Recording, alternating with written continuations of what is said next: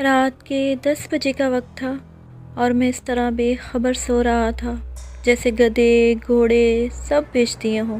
نہ جانے خوابوں میں کون سے جزیروں کی سیر کر رہا تھا جب فون کی مسلسل بجتی گھنٹی نے مجھے جھنجھوڑ کر ہوش و حواس کی دنیا میں لا پٹخا۔ میں نے جلدی سے فون اٹھایا۔ السلام علیکم۔ حسب عادت میں نے سلام کیا۔ وعلیکم السلام، کیسے ہو بیٹا؟ کیا کر رہے تھے؟ جواباً مجھے ابو جی کی سنجیدہ سی آواز سننے کو ملی۔ سو رہا تھا ابو جی، آپ لوگ خیریت سے پہنچ گئے؟ اور پھر جو انہوں نے بتایا اسے سن کر قدموں تلے سے زمین نکل گئی۔ ان کی گاڑی راستے میں ایک حادثے کا شکار ہو گئی تھی اور اس وقت سب ہاسپٹل میں تھے۔ اگرچہ بقول ان کے فکر کی کوئی بات نہیں تھی اور وہ سب معمولی زخمی تھے، لیکن ان کا پریشان لب و لہجہ اور غیر معمولی انداز گفتگو مجھے کسی انہونی کا پتہ دے رہے تھے۔ میں نے فوراً روانگی کا پروگرام بنایا۔ اگرچہ ابو جی اس وقت مجھے سفر سے منع کر رہے تھے، لیکن میرا رکنا اب ناممکن ہو چکا تھا اور دل چاہ رہا تھا کہ اڑ کر ان کے پاس پہنچ جاؤں۔ میرے والدین، خالہ، خالو، میری چھوٹی بہن سب قریبی رشتہ داروں کی شادی میں شرکت کرنے آج شام ہی حیدرآباد روانہ ہوئے تھے۔ میں اپنے پیپرز کی وجہ سے گھر پر ہی رک گیا تھا۔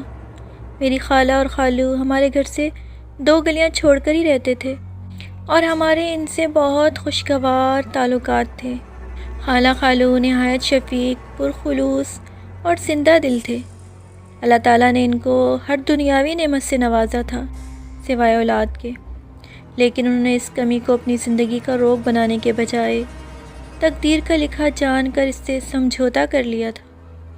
مجھے اور میری چھوٹی بہن گڑیا کو وہ اپنی اولاد ہی کی طرح سمجھتے تھے اور اپنی تمام تر محبت ہم پر نچھاور کرتے تھے۔ ہم دونوں بھی انہیں والدین جیسا ہی مقام دیتے تھے۔ میں نے جلدی تیاری کی اور روانہ ہو گیا۔ والد سے میں نے ہاسپٹل کا ایڈریس لے لیا تھا۔ تقریباً 3 گھنٹے کا راستہ تھا۔ جب میں گھر سے روانہ ہوا تو ہلکی بوندا باندی شروع ہو چکی تھی۔ کراچی میں تو راتیں جاگتی ہیں، لہٰذا کافی دیر تک مجھے تنہائی کا احساس نہیں ہوا۔ راستے روشن تھے اور لوگ بھی گھومتے پھرتے نظر آ رہے تھے۔ آدھے گھنٹے بعد بوندا باندی نے زور و شور بارش کی شکل اختیار کر لی۔ اب تک میں شہر سے بھی کافی دور آ چکا تھا، لہٰذا ٹریفک بھی بہت کم ہو گیا تھا۔ کبھی کبھار کوئی اکا دکا گاڑی نظر آ جاتی تھی۔ اگرچہ گاڑی کے وائپر مسلسل چل رہے تھے، لیکن باہر دھندلا سا نظر آ رہا تھا۔ تھوڑے فاصلے پر لگے اسٹریٹ لیمپ اپنی مدھم سی روشنی سے تاریکی کو شکست دینے کی ناکام کوشش کر رہے تھے۔ سڑک پر دونوں طرف گھنے درختوں نے رہی سہی روشنی کو بھی نگل لیا تھا۔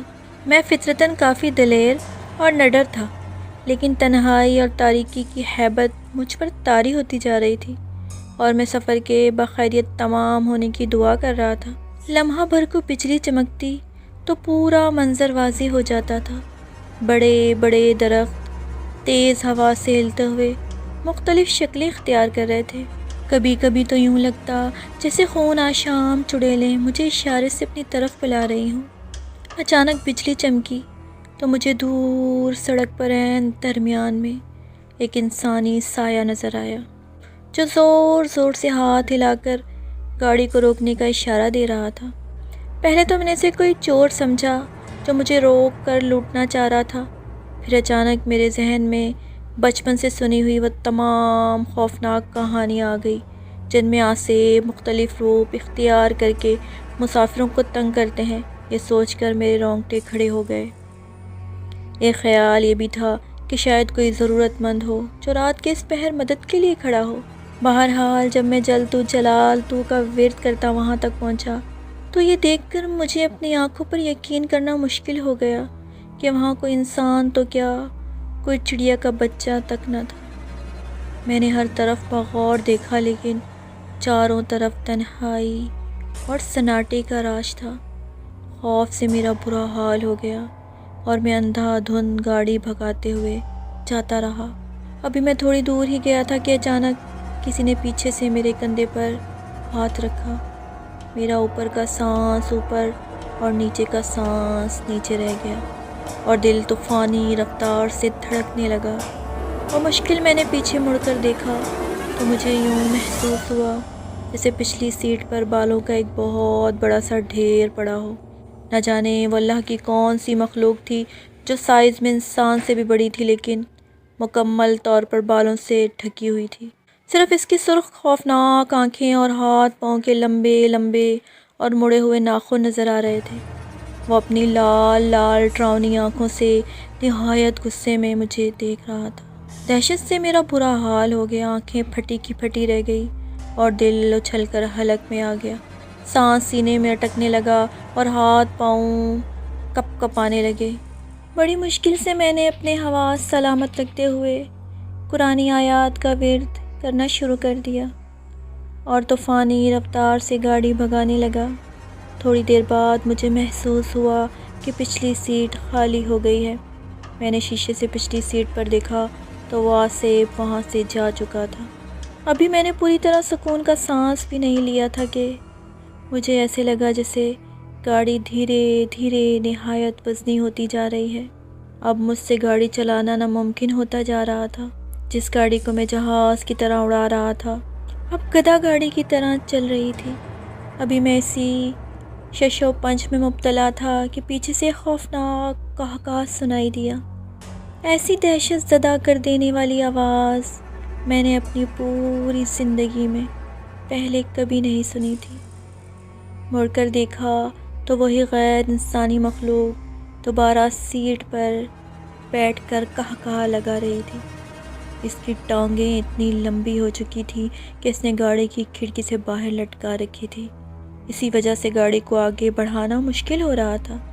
یہ دیکھ کر میری ریڑھ کی ہڈی میں خوف ہی خوف دوڑ گیا اور میں نے بآواز بلند قرآنی آیات اور آیت الکرسی پڑھنا شروع کر دی۔